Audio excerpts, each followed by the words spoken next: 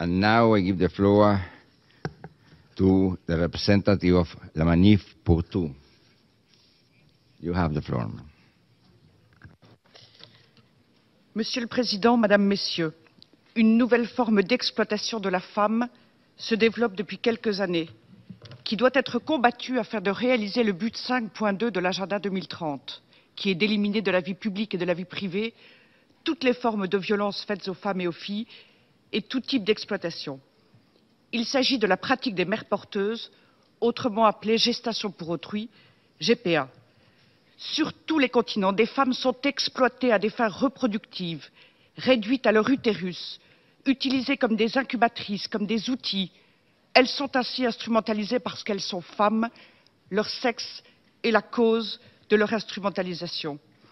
Cette pratique des mères porteuses est contraire à l'égalité des sexes et à l'autonomisation des femmes et des filles, le but numéro 5 de l'agenda 2030. Tous les intervenants de ce marché, sauf la mère porteuse, tirent des profits hautement lucratifs de ce marché de l'humain. Biologistes, médecins, avocats, commerciaux, financiers, assureurs, etc. La mère porteuse, au contraire, est faiblement rémunérée ou indemnisée, voire pas du tout, quand la gestation est faite dans le cadre d'accords prétendument altruistes. La femme est alors doublement victime. La pratique des mères porteuses est une nouvelle forme de violence faite aux femmes, une intrusion majeure dans leur être et leur vie intime. La grossesse implique puissamment leur corps et leur psychisme. Ses conséquences sont profondes, et ce, dans la durée. L'article numéro 1 de la Convention relative à l'esclavage de 1926 définit l'esclavage comme l'état ou condition d'un individu sur lequel s'exercent les attributs du droit de propriété ou certains d'entre eux.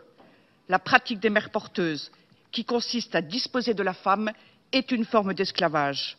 Tout individu ou organisme utilisant une femme à des fins reproductives la prive sciemment du plein exercice de sa liberté et de ses droits sexuels et reproductifs. Sa liberté et ses droits sexuels lui sont retirés dans le cadre du contrat de GPA et ses droits reproductifs lui sont confisqués. Toute mère porteuse est une victime.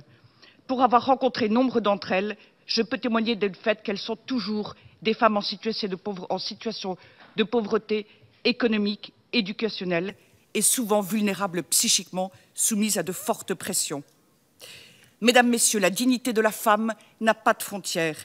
Nous avons aujourd'hui rendez-vous avec l'histoire. Nous devons aux femmes et aux filles l'abolition universelle de la gestation pour autrui. Je vous remercie.